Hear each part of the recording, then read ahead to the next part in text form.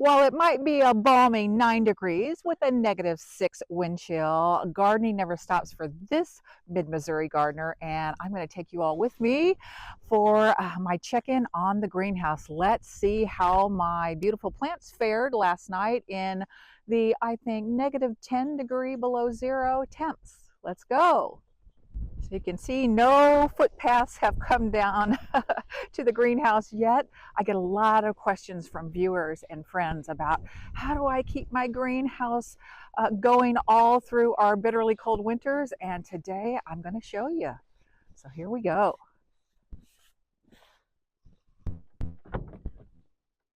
All right, let's see what we're going to discover.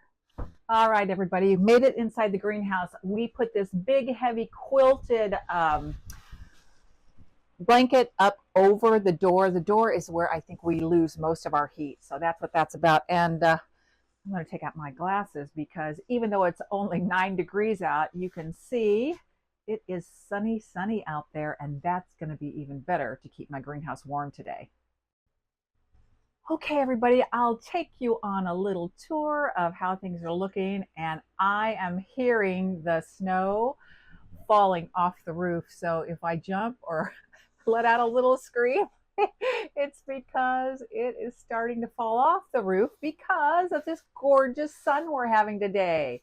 So despite it being bitterly cold outside, the sun is no joke. It is so helpful. All right, let's look up there. Okay, so let me show you ways that we keep our plants healthy inside the greenhouse. The first and most important thing is our heaters, and I am bringing you in close. I don't know if you can see that, but even though it's only 9 degrees outside, it is 65 degrees in here for two reasons. One, we heat our greenhouse. I've got a heater on this end and a heater on the other end. I have my heater set at 55 degrees, so when it gets below 55, they kick on. But it's 65 in here right now because the sun is helping. All right, here is another essential for greenhouse growers to have in the summer, but also in the winter, and that is an oscillating fan. I have my fan running 24/7. That fan helps push the hot air all around the greenhouse.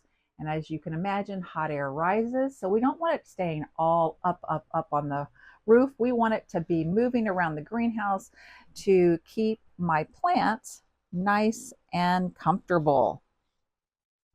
And there's just a couple other ways we like to keep our greenhouse warm in the winter and our plants healthy. And that would be we do our best to insulate. We insulated all the walls when we first got our greenhouse with some of that great insulating foam board. And I don't know if I can get it on camera here, but you can see down here the floor. These Yoder-built greenhouses come to you with sort of deck flooring already pre-built.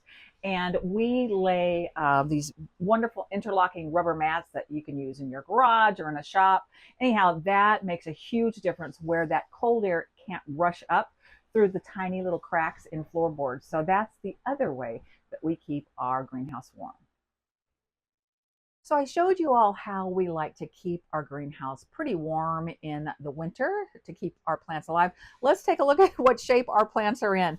So here on this end of the greenhouse, this is a little raised bed that I've had in here for years, and it holds my culinary herbs. And the thing I'll mention about my herbs is that these are considered perennial herbs, meaning you can plant them outside. They could be living outside right now. Now they wouldn't be producing these beautiful leaves for cooking. They would die back, but they would come back in the spring. So things like my sage, my oregano, chives, thyme, rosemary, they are just going to be fine, fine, fine inside the greenhouse because they're perennial. This little pot here is my humongous fern. It's just a basic, I think, Boston fern. I whacked it back a couple of months ago, and I'm just going to try to keep it alive in here. I typically just water it a little bit and it does fine. What doesn't like that the cold winters, of course, are tropical plants. They are much more finicky and they don't like it to get below 60 very often. This is a croton. I purchased a couple of these croton plants in the fall that I added to my fall pots out in front of the greenhouse, and then I'm trying to overwinter them here inside, and we'll see how they do. A little trick, of course, is trying to pull any of your plants away from the walls of your greenhouse, because obviously this is much colder than getting a little bit close to the center part of the room. So that's a little trick. Pull your plants, especially if they're in pots, away from the windows and in a little bit, and that will help protect them.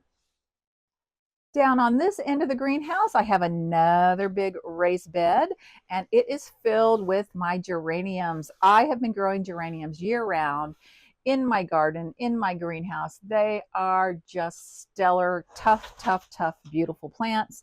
And yeah, look, they don't look any worse for wear.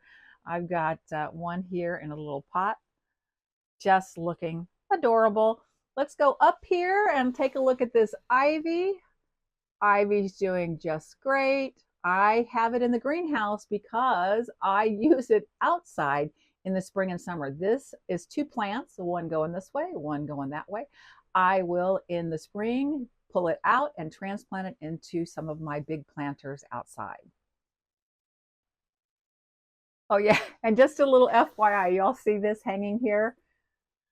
This sometimes ends up appearing in some of my videos. I often sit here in this chair and have a chat with you all. Anyhow, this is actually my connected to my thermometer that lets us know how hot or cold it is. It actually is connected all the way down to this thermometer here, and that is what runs our heater. So that's nice to have. Here are some more geraniums. Believe it or not, this is one plant. I don't know if I can get my hand up here to show you scale. This is just one plant in this huge pot. It loves its life in the greenhouse.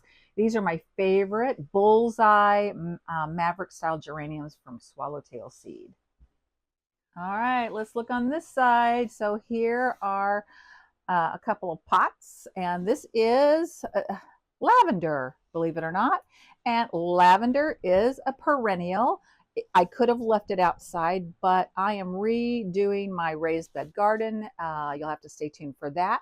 Here in a couple of months, we will be putting in more Birdie's raised beds where our wooden ones are. This was living out there in some of the beds that we're going to retrofit. So anyhow, yeah, lavender, it's fine. Actually, it's kind of, look at the needles falling. Do you see that? So yeah, I'm going to be watering today for sure.